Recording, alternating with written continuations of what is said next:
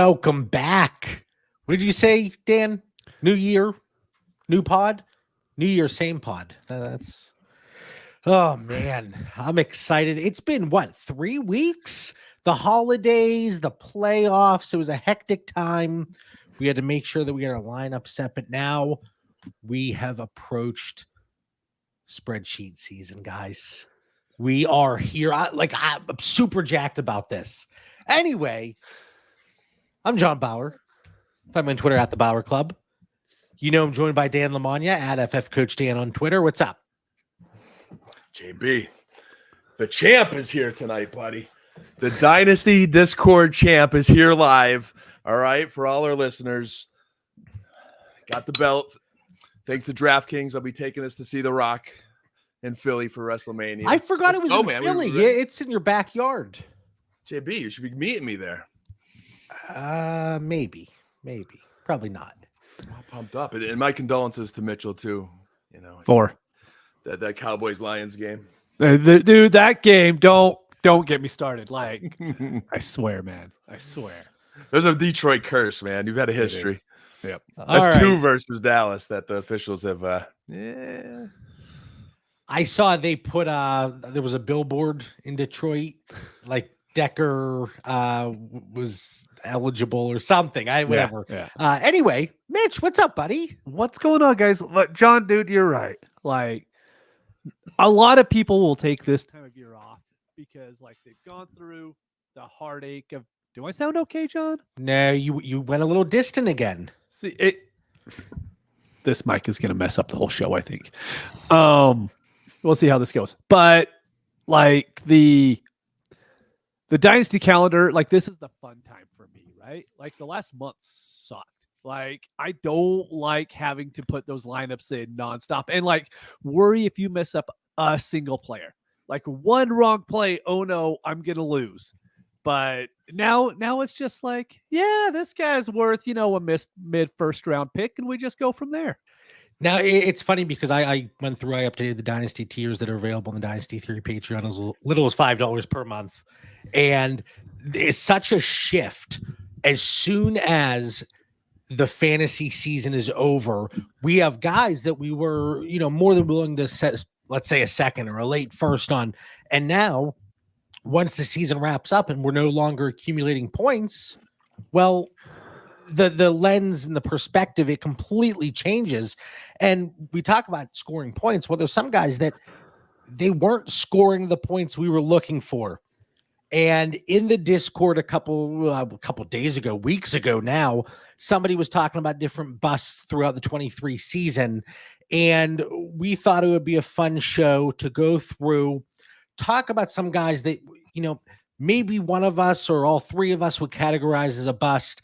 And I'm sure a few of us, for a few of these guys, will come to their defense and maybe why it's a good idea to invest in them moving forward and really banking on them bouncing back. So I threw about 20 guys on this sheet tonight, guys. And I put in bold, we do not need to talk about all of these guys. Because I was waiting for Dan to come in and say, this is going to be a 7-hour show. But some of these we'll just skim through. But some of them I want to look a little bit deeper. But Dan, I want to start with you. Who is somebody throughout this 23 season? It could be a player that you really invested in. And most likely that's going to be the case for a lot of these guys that we were hurt by them along the way. But who was a bust for you? And then I want to look at things, in the future. Do we believe they'll bounce back? You got it, man. Your list was good tonight, JB. It was solid. We normally, Mitch and I both love busting your chops for having 20 guys, but I thought it was fitting today. They were all bust in some way, shape, or form. Some that we would reinvest in, but I will give a name that I added to the list, and it comes from the perspective of, hey, we went into the season, we play a lot of super flex leagues. We normally have at least one elite quarterback, but we don't all have two elite. So you're really relying on certain guys. And one that I was, cautiously optimistic on was, I hate to say it, I feel a little, vomit coming up here talking about it, but Danny Dimes. The Giants, he had a uptick year last year. The Giants seem to be trending in a good direction. He was overpaid handsomely. Maybe that should have been the red flag. And man, did things just go downhill fast for him in New York. He had some definitely poor performance issues and then injury in issues. But then all of a sudden, Tommy/Danny DeVito comes into the picture and outplayed him, and he's not an NFL starting quarterback. And then the final answer was Tyrod Taylor really made you feel the most confident in the New York Giants. So he was a bust, man. Did nothing for me this year, but it was really disappointed.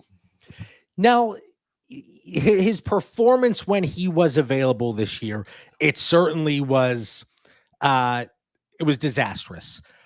When I went through and all the players that we're going to talk about, I threw some numbers out there, but quarterback 43 this season.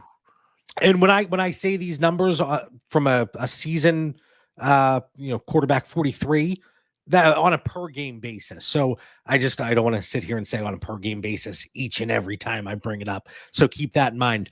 But quarterback 43, they're locked in through 2026 with this contract. Obviously we see quarterbacks get cut all the time. Heck, it's probably going to happen to my guy Russ here sooner rather than later. But 26 years old, in typical scoring, he was averaging 10.5 points per game. That is, you could find that from a lower flex positional player. That's where we are.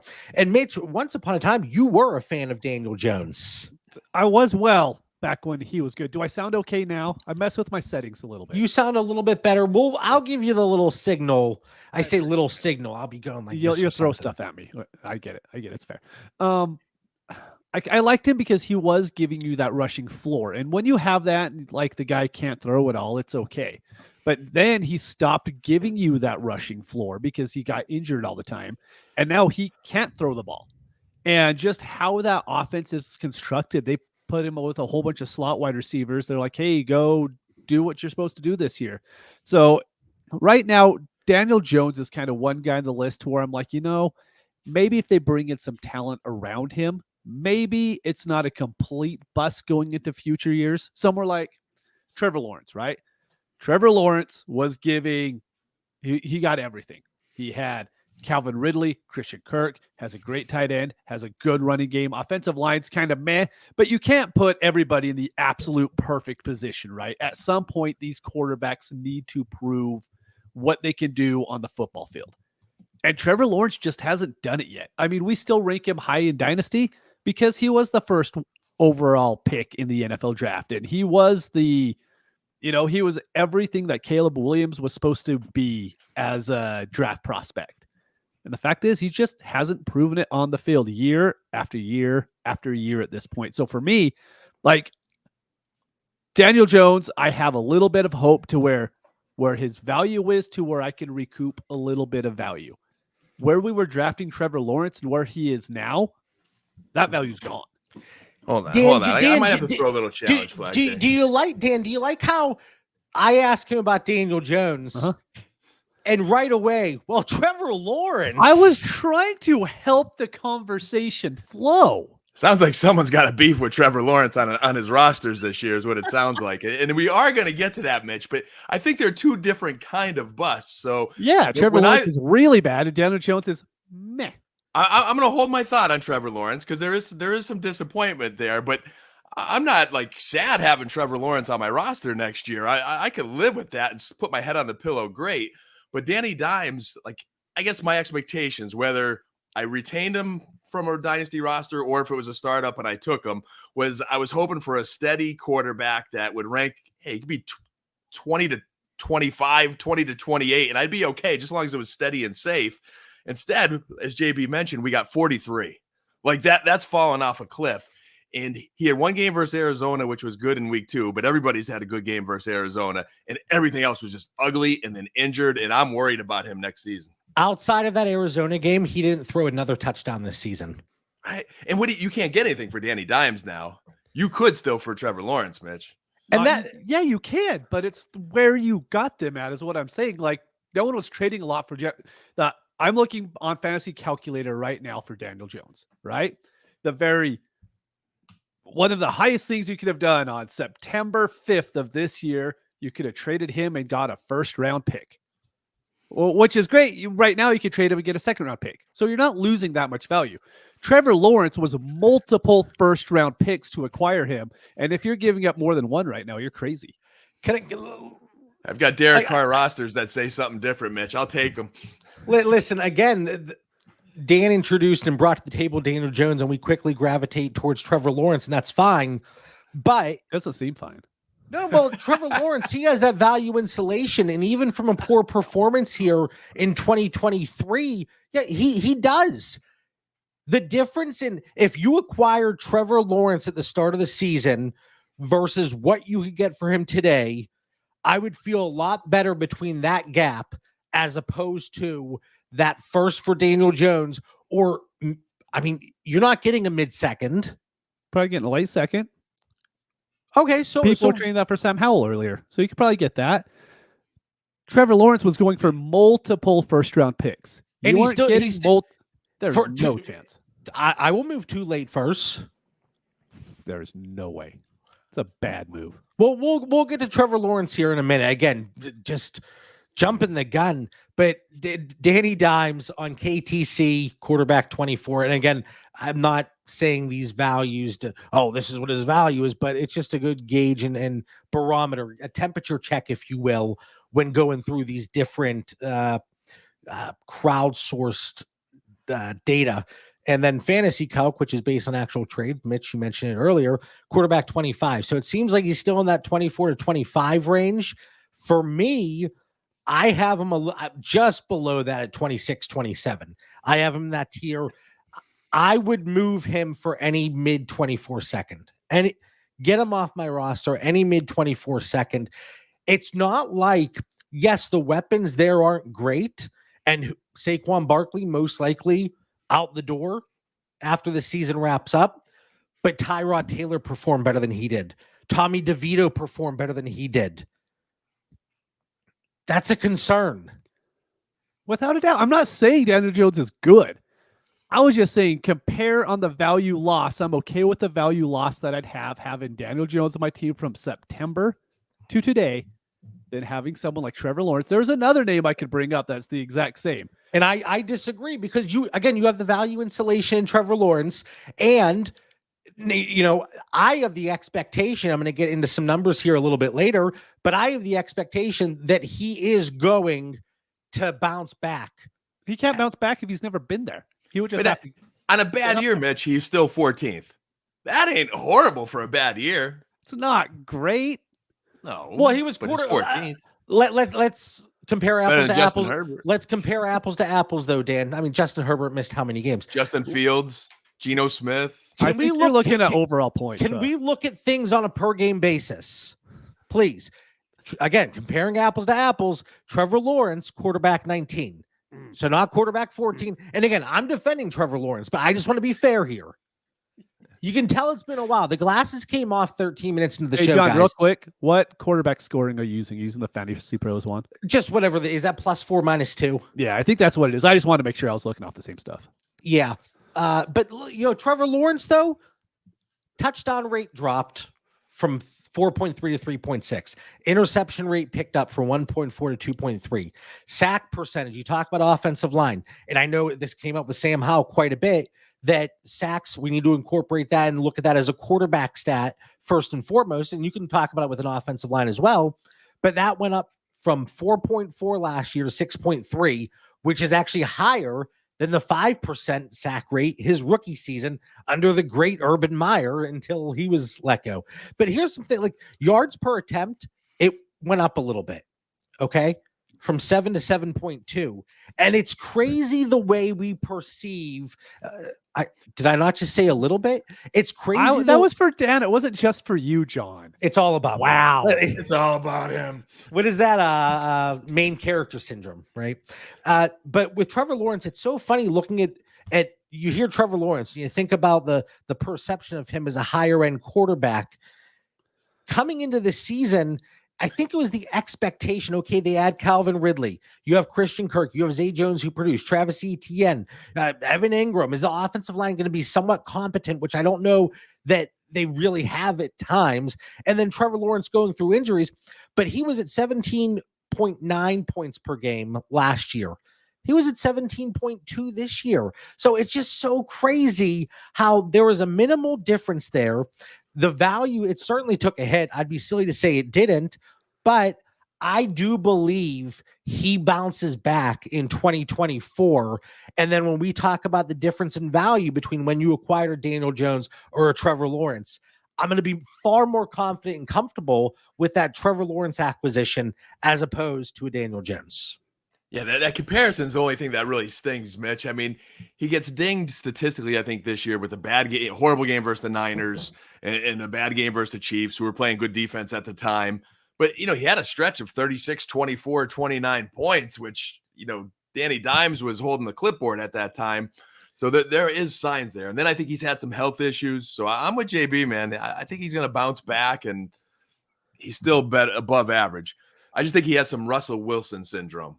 If we're like shifting gears completely to him as a bust, I think he's not playing up to the contract he's about to get, where Russell Wilson didn't play up to the contract that he was totally overpaid in the first place. So he certainly didn't win my dynasty and redraft leagues, but I think health was an issue, and I think this gets better as time goes on. And it goes into the expectation coming into the season, like I mentioned. Adding Calvin Ridley, you had so many people hyped about this offense. And yes, tied. Trevor Lawrence is a good buy.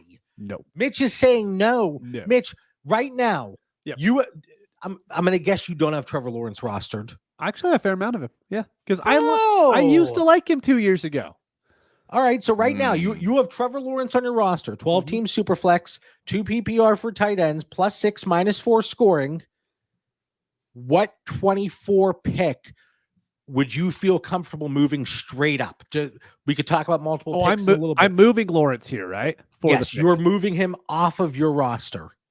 I don't even think I could get the 107, but I would move him for the 107. Oh my God. B Ford in the chat. Get out of here. What are we doing here, guys? New year, same BS from you two. And I'm loving you too. I'm super flex. I'm on T-Law. How did I get bundled in this? There goes that main character syndrome. Listen, again. you're gonna make me mad sooner or later, so I'm just gonna throw you in right now. Look, I know. I don't. Honestly, I'll say I don't know if you can actually get that in leagues. I don't know, because I don't think anyone's giving you the 105 for him. I don't know. I think the 3 rookies that are coming in that we feel like are going to have good draft capital, they will all end up being drafted higher than Trevor Lawrence come, May. When it actually comes out. Here we go. B Ford says, I will drive the 107 to Utah for your Trevor Lawrence, Mitch. I like it. That's maybe I should say the 106, maybe the one little bit of a difference, but I don't think you could get the 105. And also that trade offer is not very enticing for Mitch because he prefers to be a little antisocial at times and, all the time. Yeah. Yeah. So don't drive it to his house. I prefer you to send it by carrier pigeon. Where are you on a 1-for-1 swap, Dan, for a pick? I mean, you guys have looked at next year's. Here, let's flip the switch. You're buying Trevor Lawrence. Yeah, I mean, unless I have an ideal quarterback situation or like 101, like I want Trevor Lawrence, man. I have no problem shipping 106, 105. I don't know, it'd be roster dependent. 105, I will move for Trevor Lawrence. I'll take Daniels over him in a heartbeat. Daniels is going to, with the expectation of the draft capital, Daniels is in my top 4 right now. Yeah, I think that depends on tight end premium and stuff too, right? But yeah, 104, 105 is fair for him. Yeah, I would just to make it basic, is I would take the quarterback 3 in this year's draft over Trevor Lawrence without hesitation.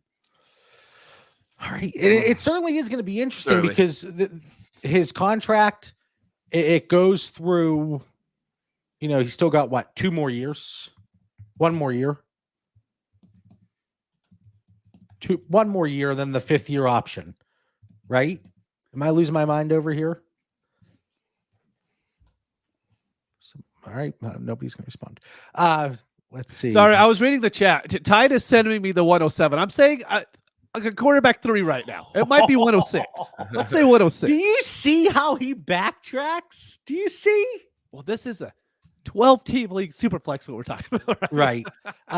Yeah, and he goes through the 24 season and then the 5th-year option in 25. Yeah. All right. We got some research and some roster looking to do tonight. I think I'm going Trevor Lawrence shopping. But who's our next bust, JB? You know what? I'm going to take a stand on one more guy here, and take a stand on him from a football perspective. I think that would go without saying, but just in case, Deshaun Watson. No. Yes. No. Yes. Listen. Let me say my piece, and then you can blast me to smithereens. I'm okay. Thank you. That's what I want. If you look at things just strictly from a point per game perspective, quarterback 26, awful, horrendous. All right. Averaging 15.1 points per game, under contract, that massive deal through 2026, 28-year-old quarterback here in Deshaun Watson. Look at his scoring from this season in the few games he did play. Okay. He had 6 games.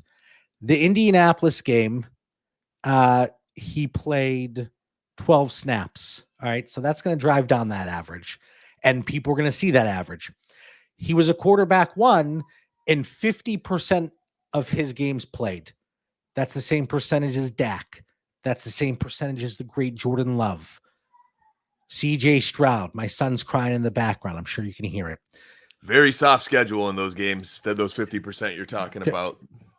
Anthony Richardson, and he's higher than Burrow, Mahomes, Goff, Tua. So you can sit there and say it's a soft schedule, but he put up respectable numbers against the Steelers and the Ravens. Not ideal, but again, just on a per game average basis, you look at that 15.1, and people are going to be doing that. They're going to be box score watching, but they're not going to be looking like that. That is really going to skew your 6-game sample. So for me, I still, Deshaun Watson, he's been in green for quite some time. I acquired him in a 14-team league 2 weeks ago, and he's a player that I would still be comfortable going out and acquiring at his current quarterback 18 price tag. So if you guys, if we were talking about 105, 106 range, 107 for Lawrence, are you moving any first for Watson to acquire him, Mitch? No, I have 1 share of Deshaun Watson. I could not get anybody to get him off my roster. It's a 16-team league. You would think I could trade quarterbacks. If anyone sends me a top 12 first in that league, so like a normal 12-team league, a first-round pick, he's off my roster. I want nothing to do with him on my roster. I got to take some notes over here. So yeah, I think he's got to slow down a little, JB. Like, you got to look at those rosters, Mitch. We had a conversation a few episodes ago about quarterback depth and having it in late. And I think you were the spokesperson for like 3 quarterbacks. Mm-hmm. So to JB's point, where he ranks, if I need a quarterback, or if Derek Carr, Danny Dimes, or Joe Average quarterback's my number 2, I'll give away my late first and take Watson, because quarterbacks are off the board by that point. I'm not going into next year with a bad quarterback situation. I think they're still going to invest in him. Joe Flacco is going to be 39 next year. They're paying him a boatload of money. I think he'll put up points. I don't want him. I'd rather someone else, but yeah, he'll put up points. The hardest thing with Watson is he's very hard to trade. If you go out there and you try to move him, it is actually really hard to try to move him. But if I can get him at that late first price point, I'm okay sticking it. If you are in Dynasty Swang Song for 16-team league, I will trade him to you for your 12th overall pick. I don't know what you have in that league, even if you're in that league. But I'm just saying that's the one share I have. And the one thing with that I feel like quarterbacks is you can take a stand on them. You don't have to go the full portfolio approach and have like 20%, whatever you want to do. You can be completely out on a guy, and it doesn't hurt you unless they turn into Mahomes, Josh Allen, what Lamar did this year. Let's say I'm wrong. Let's say Deshaun Watson goes out and he does produce at a 20-point per game average next year. It's not really hurting me that much. Am I losing value? Yes. But also for me not having him on my roster, That's worth me taking a little bit of a value dip if I could. And I actually think with him, it's not that much of a value dip because I don't think he's a good quarterback. Okay. All right. Well, again, it looks like I need to, and it's funny because I talk about having Deshaun Watson and Green on the Dynasty tier sheet. I have Trevor Lawrence in red because I do think quarterback 11 is a little bit higher. KTC has him at 9, fantasy calc fluctuating between 11 and 12. I have him in the 12 to 14 tier, so just a smidge high, but it's just crazy. I say crazy. That sounds, I don't want to say condescending, but A little bit. the varying opinions, and I appreciate it, Mitch, and I do appreciate it. And I'm sure there's a lot of people, I'm sure there are a lot of people that are closer to your price point on both of those quarterbacks after what we saw this year than the price points I feel comfortable paying to acquire him. I think that's fair to say. I still have some ethical issues with acquiring Watson. 100%. Comeback player of the year, Joe Flacco. Let me put my shout out here for comeback player of the year, Joe Flacco. The NFL better get this right. And listen, Yeah, we've talked about this countless times. If you're in one league, if you're in 100 leagues, and whatever, there's a player that you don't want strictly because of the off the field stuff, go for it. 100% on board with that. If that's the situation you're in and that's your mindset, like Mitch said, it should not be killing your dynasty portfolio to avoid really any player. Yeah. If the cost is all, it's not all that different from where the current market is, and you just don't think it's going to improve at all. Speaking of it, but before you skip off quarterbacks, because I felt like you were going to skip off quarterbacks, JB, I do want to mention Sam Howell. I don't know if you were we're not on this list. No, we weren't skipping. I was gonna. All right, let's. Well, Sam Howell, quarterback, 21 per game, 16.8 in the +4 -2, rookie contract through 2025. He's 23 years old. We saw glimmers of hope. KTC, quarterback 23, quarterback 27 on fantasy calc. He was benched 2 games in a row for Jacoby Brissett. He was going to be benched to start the game, and then Jacoby Brissett had an injury. Sam Howell comes in, starts the game. It wasn't great. So Sam Howell, does he bounce back? Dan? I'm really torn between if there were really high enough expectations for him to be considered a bust versus this story is still unwritten because of just horrible O-line play and poor coaching. Like the whole Brissett, Howell, to me that doesn't even matter because that ship is so sunk and so bad. Like it's just we're weeks away from saying goodbye to Ron Rivera. Like they did nothing to protect that kid. Like I'd even feel bad for you, JB, if you were behind that O-line. Weeks away? It might be a week. Days away here. Rivera, Arthur where I'm Smith. going with it. Yes. But I see the comment in the chat from Brian. I do not believe Sam Howell's a starting quarterback next year. You talk about Daniel Jones earlier in the show, and we look at where the Giants pick. They're at 5. And with the rise of Jaden Daniels as this NCAA season wrapped up and how he's risen, I think there's 3 quarterbacks that are going to be going in the top 3-4 picks. So if the Giants can push themselves up to 4 or maybe 3, depending on how, there's 1 week left, but Washington right now, they're locked into number 2 as things stand. It could still shake up a little bit. They're not going to pass on a quarterback. I think that's the problem ultimately. Like, how can you pass up at a quarterback of where they're picking? It's going to be a new coach, a new direction, fresh. And it's funny because if it's Drake May, he followed him at North Carolina, and now he's stealing his job. The only thing I'll add on Sam Howell is I really don't count him as a bust because I did pick him up in August on a few teams, and I pretty much spent what I thought at the time was a mid-second. I don't even know how those teams ended up, to be honest. And I think that was fair to get a stopgap quarterback that's giving you 12 starts a year. I think that's okay for the price that you got him at. And if he starts anytime next year, I think it's a bonus. But I think for what his value was at in August, I think he actually pretty well, to be honest. See, I talked about this. It might have been during one of the episodes of the Pivot Point, another thing that's only part of the Dynasty Theory Patreon. Plug. But how we could change our perception of what a bust is based on when you acquired them and the price you paid. Mhm. And for you in August, the price you paid for Sam Howell wasn't crazy. You got solid production, especially during the first half of the season. But if you went out at that time and you went to acquire him, there, like last 6 weeks, there's been a pretty significant hit to his value. That's you true. you had somewhere around late first value, probably, where I think some people would have paid a little bit more. And I pulled it in the Discord the other day. Sam Howell 212, and I think it was split 50-50. Yeah. I'll take any second for Sam Howell. I take the 212 for him today. Yeah. I will take any second, especially if you were able to acquire him for like a mid-second in August and you got the production throughout the season and you're able to recoup a little bit of that now that we've seen, the story is not necessarily written, but I've read the first chapter and I don't like the way this book's going so far. I'll wait for it to come out on video. That's fair, JB. Yeah.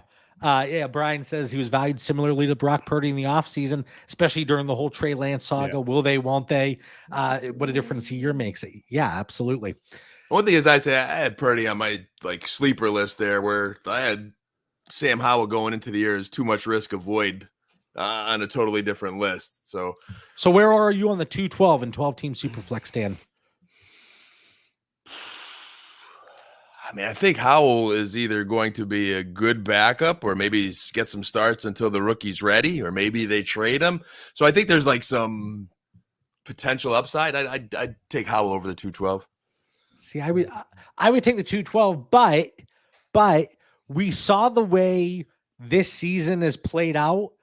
We've seen Aiden O'Connell. We've seen Jake Browning. We've seen Joe Flacco go for probably late seconds if somebody needed a quarterback in their playoffs, right? Mm-hmm. We've seen those prices get paid. So if Howell were to get an opportunity, maybe not necessarily as a full-blown starting quarterback in 2024 or beyond, but coming in during an injury and you have him playing 4 or 5 weeks, especially towards the end of the season, I could see that price being paid again, but I would rather cash out now and then worry about it when the time comes if I want to reacquire him. And I say it's roster dependent too, JB. You're often price dependent. I'm very roster dependent. If I have 2 really good quarterbacks and maybe a third or some backup options, I'm with you. Give me the 212. But if I'm a little bit thinner, I have some rosters where I'm trying to build up some quarterback capital to have some opportunities, kind of like handcuffing running backs. Yeah, I think I would explore other opportunities. See, it would be difficult to package him up, but yeah, I mean, sure, you want to say roster dependent, that just doesn't roll off the tongue like price dependent does. I just feel bad for the kid. He got beat to snot this year, man. Yeah, well, sometimes it's a way to ruin a quarterback's career. So maybe you're 100% right. Now we want to talk about David Carr. He can tell you about sacks.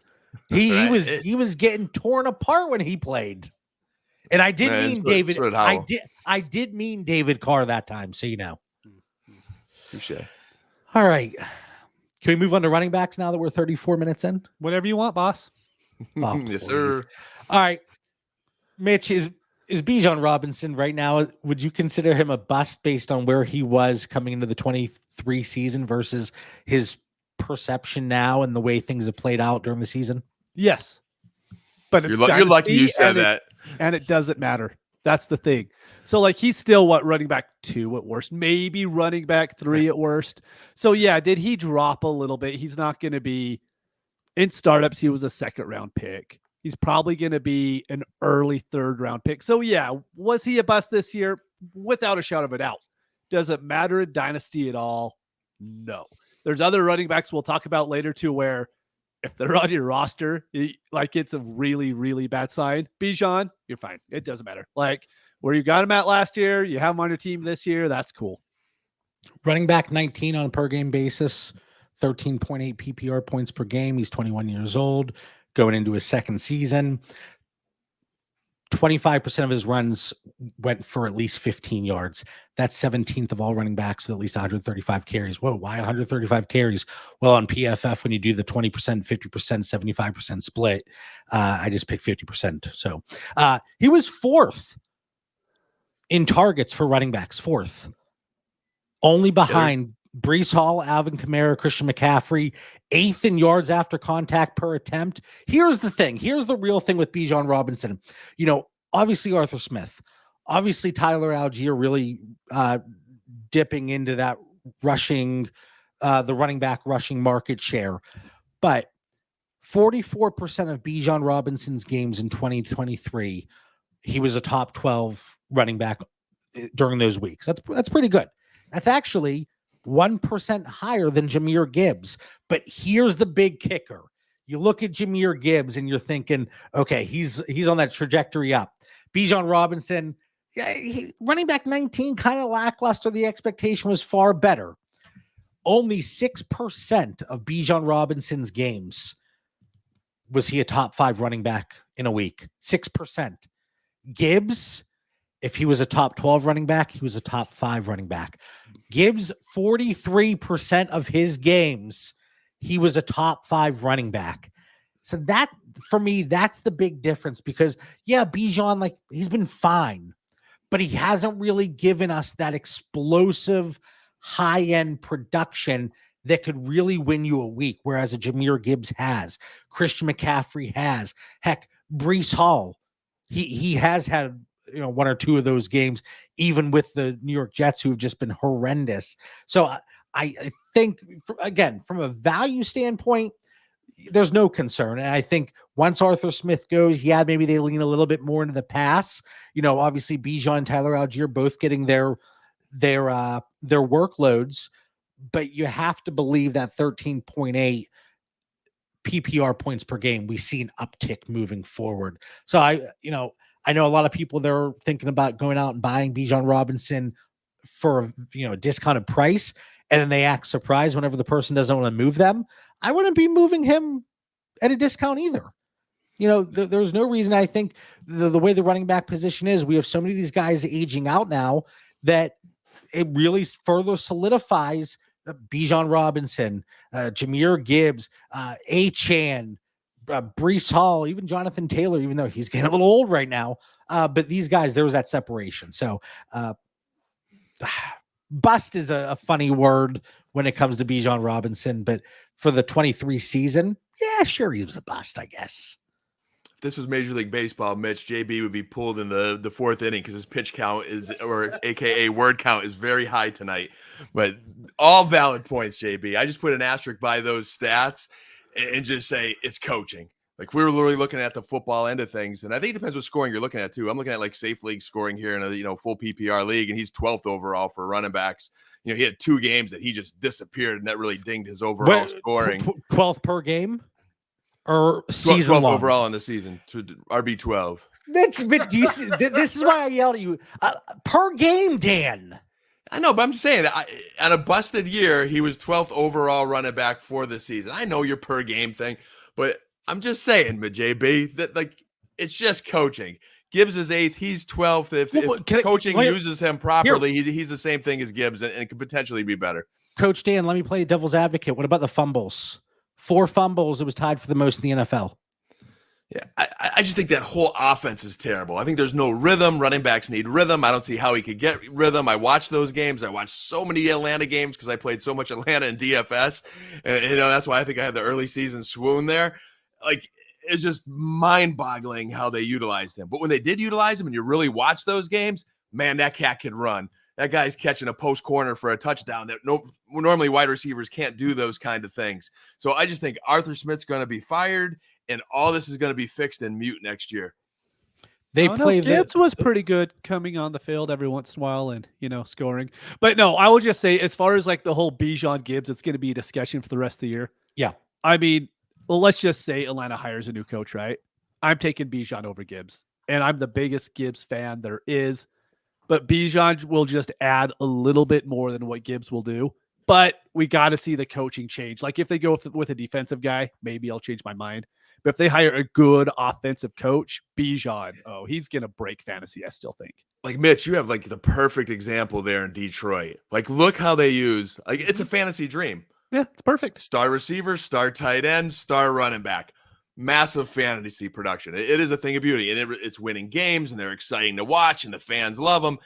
And then you have that same core in Atlanta with London, Pitts, and Bijan, and it's just a train wreck. Yeah. So, Mitch, Bijan Robinson or Marvin Harrison? Oh, Marvin Harrison. But let me just caveat, whatever. I love Marvin Harrison. I'm going to have Marvin Harrison over a lot of people that other people won't. And then what about the 3 quarterbacks? Caleb Williams, Drake May, Jaden Daniels at this point in time. I'll take, honestly, the 3 quarterbacks over him too. But that's just a dynasty thing now. I think it's just kind of how it goes with values. I don't know if I'm there with Jaden Daniels. And again, it's way early. I'm going to watch a lot more. That's the hard thing, right? He could be like Anthony Richardson, right? To where everyone's really down on him. By the time draft comes around, everybody loves him. And I think that's kind of what's going to happen with Daniels too. He didn't wow me in the Georgia game. That's where I kind of watched him the most. So, all right. And then, Dan, what the heck happened with Tony Pollard here? TP is a tricky one, man. Obviously I've watched every single minute of every single TP is snap. a good nickname. Toilet paper. He belongs in the toilet the way he performed this year. All right. The Dallas running back situation is very polarizing. It was last year too with Pollard and Zeke, and I heard it. But then you watch the games, and just from a football perspective, like he's not terrible for fantasy football and our expectations and the situation. I get it. What a glowing endorsement. He's not like terrible. There is some run game scheme issues in Dallas. Like everyone watched that last game versus Detroit, and then Detroit's got a good run defense, so I give them credit. But like there were no holes, man. Like they're just no one was running through those. There was no lane to run. So I think there's some issues that Dallas has to fix. We're seeing them having a much more prevalent pass game this year because of those reasons. I think some of the slow start was based on recovering from injury, but he's running hard, and I don't necessarily think he's a goal line back, inside the 5 there. I think that's Zeke territory, and they don't have that this year. So I think the question is he's going to be a good running back again next year, whether he's with Dallas or with someone else. He's not a bell cow kind of back, but in the right situation. Like I wouldn't want to give him away cheap, and then I think you'd regret it next year because he's going to be a good NFL running back. It's interesting because you look at him whenever Zeke was there, and everybody wants to extrapolate all the time. Well, he was this efficient, and he had such few touches whenever Zeke was there. So whenever he has that backfield to himself, even if efficiency dips a little bit, he's going to be just a tremendous fantasy asset. Well, we didn't really see that, and he was getting the work. But you have that surgery, the tightrope surgery. So I tend to believe there is a bounce back on the horizon. He's 24 years old, right? No, he's older than that. 26, 27. 26. Yeah. He'll be 27 in April. Where did this 24 come from? See, this is what I'm like Ron Burgundy. A little messy in the sheets today. No. Listen. Don't you ever Burgundy, where's he going? Don't you ever question my sheets, okay? I have 26 in my sheets. I have the birthday in there. But when I'm racing through everything tonight and trying to feed the kids, if my wife hears this, she'll be like, you didn't feed the kids. But anyway, 24. The frick am I doing? So he's an impending free agent, but KTC running back 20, Fantasy Calc running back 16. Tony Pollard or 112, Dan? I'll take Pollard. 112 in a heartbeat. Mitch, 201, 201, 202, 202, 203, 203, 204, 204, all the way to 206. So here's my reasons for that, right? Well, we were talking about the quarterbacks, but we could argue semantics if, where the quarterbacks are valued after being busts, right? But they still have value. Even Daniel Jones has value, right? I mean, I don't want to bring up someone else that's on the notes, but You could just pretty much put Austin Eckler right next to Tony Pollard, in my opinion. I think value-wise, dynasty-wise, they're really close to one another. Oh, I'll take Tony Pollard. Oh, see, but that's like my point, right? Is we had Austin Eckler in our projections. I think we had him as like the overall fantasy player of the year or something like that, right? And so for me, it's when those guys look how smug Dan looks right now when you bring up Austin Eckler. I know. Well, I'm waiting. When those guys bust, it kills your dynasty value. It kills your team because nobody wants them because they're terrible. Like who really? I have a fair amount of 112s this year. You know, it's nothing I did. I just happened into a pure luck, right?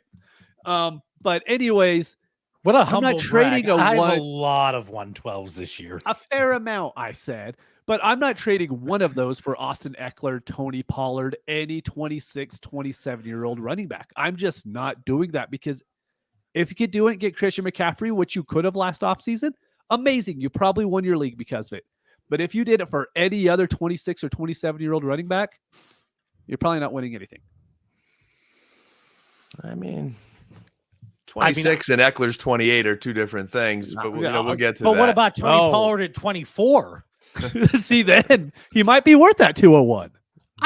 Why did I put 24 on? Now, this is not the official spreadsheet. This is just a Google Doc. Okay, let's clarify here. I don't want people thinking what's going on in JB Sheets. Okay, I align a little bit closer with Mitch.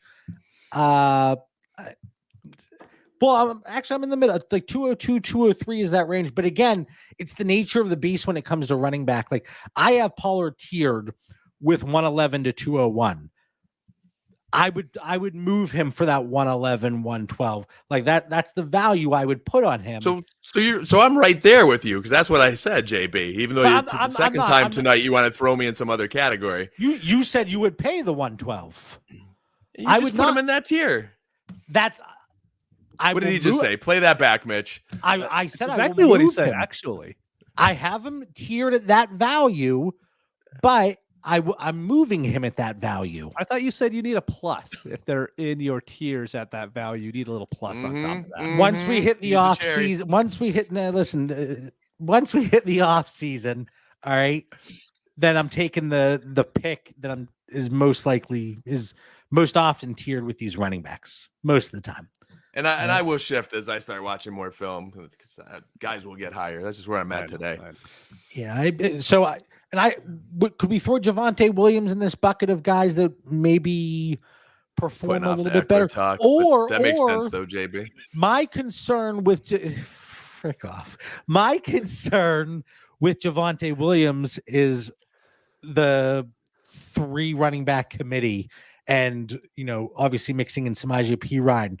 Jaleel McLaughlin, like it's Javonte hasn't necessarily been efficient, but coming off the injury, but he hasn't been really getting the workload, and he's going to be in Denver in 2024. Tony Pollard, things are going to shake out. Maybe we see somewhere that he's more of a 1-2 punch kind of guy.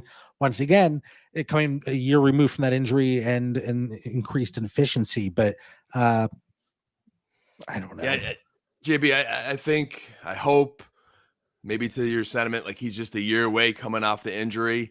And next year it's a like Kamara Ingram. It's a 1-2 punch, whoever the running backs are, versus a 1-2-3 punch. We did see Perine kind of dwindle off a little bit late in the year and to become a little bit more of a 1-2 punch. I just would like to see a little more like flashes from Javonte than I saw in the second half of the season. McLaughlin, if I'm pronouncing his name right, he actually looked a little bit better than Javonte last game. I was like, ooh, Williams, I had him in DFS, and I was like, oh, wait, that's not him.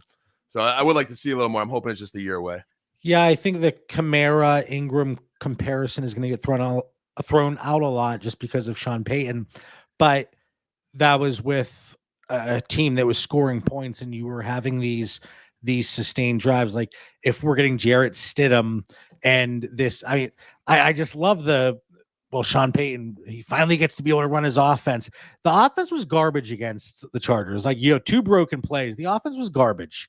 All right. And maybe I'm just getting very defensive right now because I love Russell Wilson, maybe as much as Sierra does. Okay. But I just have a lot of issues with Sean Payton right now. I should have brought it up during the holiday of Festivus and aired my grievances. John, like, I kind of agree with you on that last part. Is I'm kind of out on Denver Broncos players right now. Like, we give Sean Payton a lot of credit, right? Mike McCarthy doesn't get any credit for anything because Aaron Rodgers carried him, right? Sean Payton is the mastermind behind that offense, and that's why they went to the Super Bowl. Or maybe a lot of it was Drew Brees. I don't want to discount what Sean Payton was as a coach back then, but everything we have seen since he has been the head coach of the Denver Broncos, it's a crap show out there. Like, he goes up, throws the old offense, the old coaching staff completely under the bus, right? And then he goes out and flat out lies what he said to Russell Wilson. And Russell Wilson was like, no, this is what actually happened. So for me, I think Sean Payton is acting like someone who has all this built-in reputation, which he does. But I'm not sure if that's actually going to matter for the NFL players right now that are playing for him. I think a lot of them could be like, yeah, I don't want to put up with this. And free agents aren't going to want to go there unless they're getting paid more than they are in the other spot. So for me, I don't like that offense. I really don't like that franchise right now. And it's nothing against like the Denver Broncos themselves. It's Sean Payton. And so I'm probably not going to have a lot of rostership of any of those players going into next year. So is it fair to say, it's fair to say before the devil comes out to play here in Dan Lamagna, fair to say then, Mitch, you're out on Javonte at that running back 18 price? I am. Yeah. Okay. Yeah. Dan, or should I say devil's advocate? I like him at the running back 18 price. And now I like Mitch's points. There's no challenge flag here. I'm just, I might have my Bill Parcells blinders on, one of my favorite coaches ever. And Payton comes from that tree. And I look how, at least record wise, he turned that team around and they were competitive the second half of the season. And there really is not much talent on that offense. Like, it's not going to get better with Jarrett Stidham. Russ wasn't performing before he came to Denver. He should have never gotten that high-paid contract. Doesn't even make sense to me. I watched enough Denver games to watch how ugly Russ's play was. I know there was some fantasy production. I think they squeezed like some water out of a rock. But Judy's a bust. He's on our bust list. Sutton, I think they got the most of. But who else do they have? They don't have anybody else. And I think they will empty the bankroll there, sign some guys, and I think it'll get better. I don't think they're going to have much of a bankroll after they have to cut or trade that contract. they got to find a quarterback. That's the bottom line. Yep.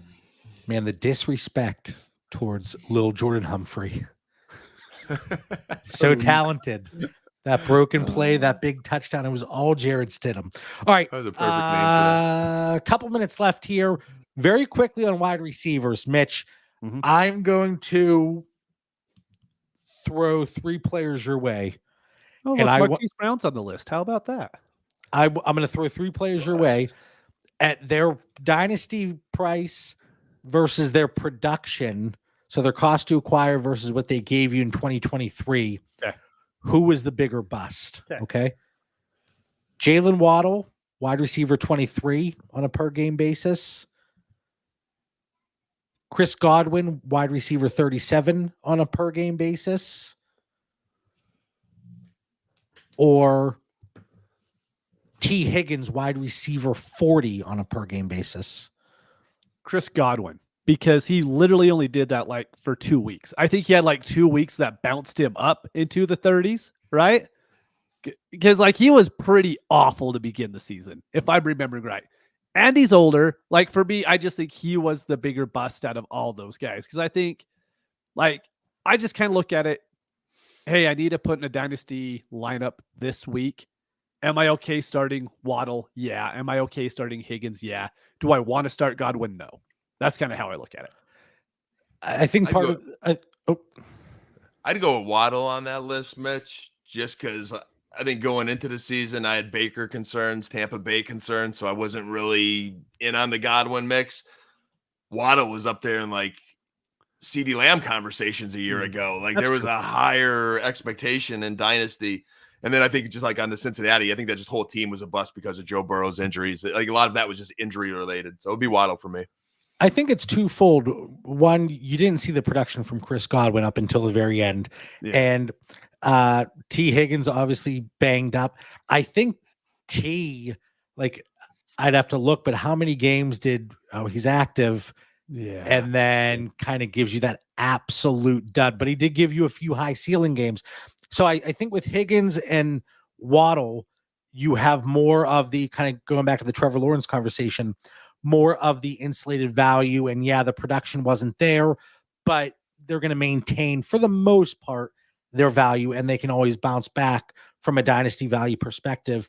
But Chris Godwin, when it mattered most for fantasy owners, he did come through. If you need to play him because of injuries, people are going to remember that. So you get a 3-game stretch at the end of the season. I think it carries a lot more weight from a dynasty value perspective than a 3-game stretch at the beginning or the middle of the season. So that's the only thing. Like, you know, I'm looking through his stat lines, had a few at the beginning and then dud. And then 3 weeks in a row, week 15, 16, 17, 10 for 155, 6 for 78, 3 for 81 and a touchdown. So like, whoa, 13.8 points. That's 6 for 78. Hoorah. Whoa. Alert the media. But again, people are going to remember that more than what we saw in the middle of the season. Whereas like Waddle and T. Higgins, you know, Higgins hurt you the most. It crushed the middle of the season and missing games and all the quarterback injuries.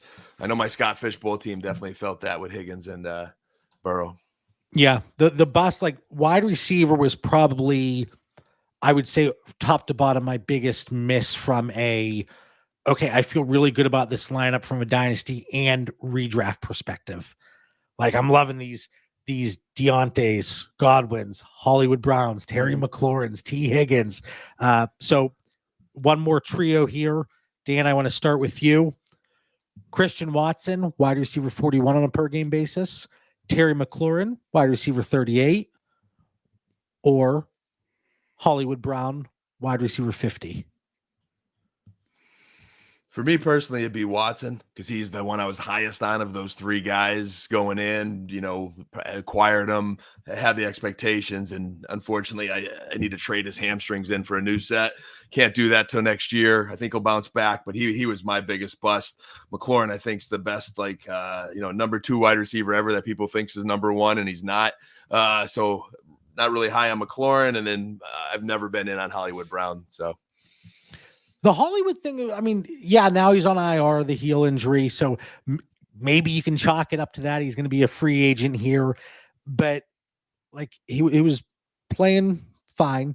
And that's like, all right, Kyler's coming back. This is what we've been waiting for. And then he just completely vanished. But again, now it's like, okay, maybe it was really the heel injury that sent him to IR here. So Mitch, let me ask you, which of these 3, you can say none. Okay.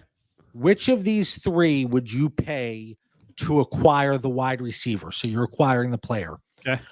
Would you pay the 112 for Terry McLaurin? No. 202 for Christian Watson? No. 203 for Hollywood Brown? Not in this year's draft. Like the wide receivers are so good. No, I'm just not doing it. All right. Still holding hope on Watson. Yeah, I love Watson. I love watching him play. But if we're like, kept it's piling the up. injuries, but if it's always the injuries, then that's kind of the issue, right? Yeah, and that's what we go through with T. Higgins. Jalen Waddle gets dinged up every single game. Like these guys, I mean, it's easy to sit here and shout about this as I sit on my couch, my stomach hanging out, chips all over me. Like, what are you doing? As I pull a hamstring getting up for the remote. Pat Freiermuth doesn't count. Does he bounce back at all? Dynasty value, KTC tight end 16, fantasy calc tight end 19, 2 PPR for tight ends. Would you move the 202 for Pat Freiermuth? John, you're the Steelers fan here. Are they moving on from Pickett or are they going to keep Pickett? I would be shocked if he is the starting quarterback week 1, 2024. So if I feel there's a different quarterback, I will pay the 202 for Pat Freiermuth. If we hear that Pickett is the quarterback going into next year, then I'm not paying anything for a Steeler. Same thing we talked about with Sam Howell, even though obviously it's very different how things sit today. But for Kenny Pickett, give me the 212. I'm out.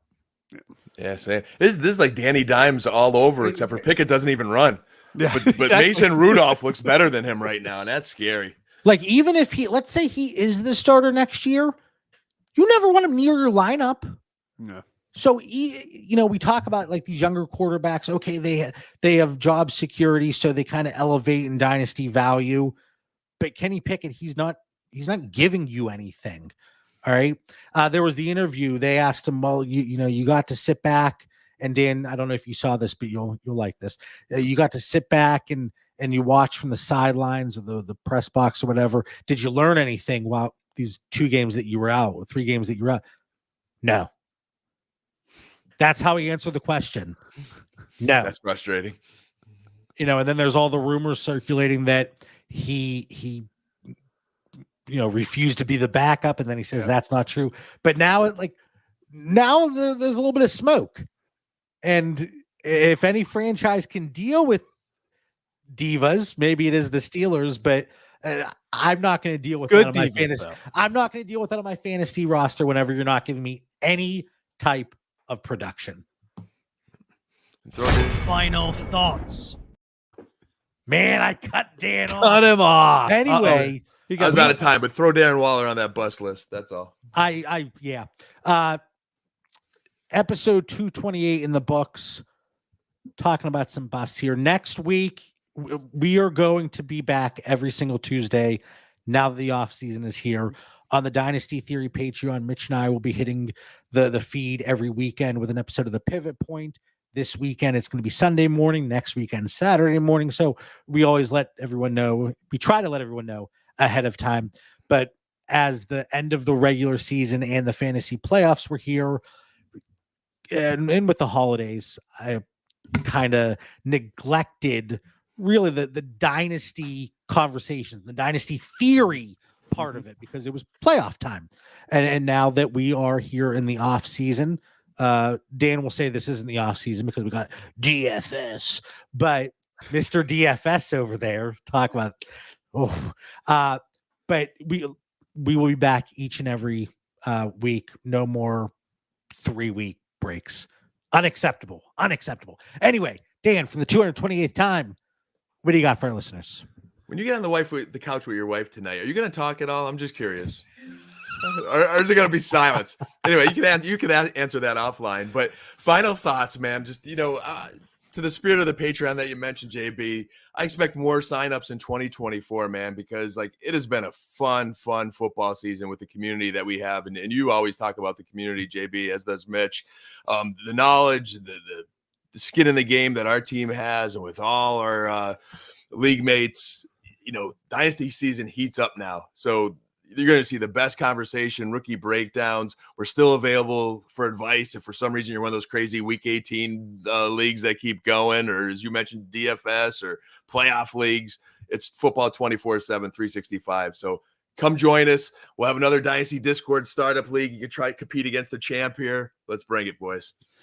Mitch, for your final thoughts, should we talk about ROI? Let's break that down. How about transparency on Twitter? I think it's extremely important. But no, honestly, you're going to just hear a lot of commissioner things for me for the next month.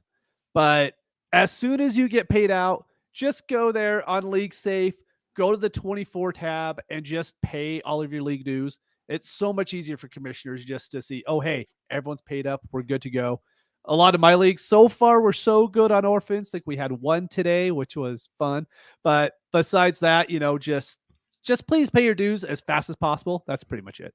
That's from the commissioner of the year over there, man. You deserve a belt for your job as commissioner in your leagues this year. It, man. Mad respect. Hey, I'm the commissioner of 7 now, and I'm not even playing in several of them. I do it for the love of the game. Yeah, but I'm the best one. All right. You stole mine anyways. I did. If you're leaving a league, let your commissioner know too.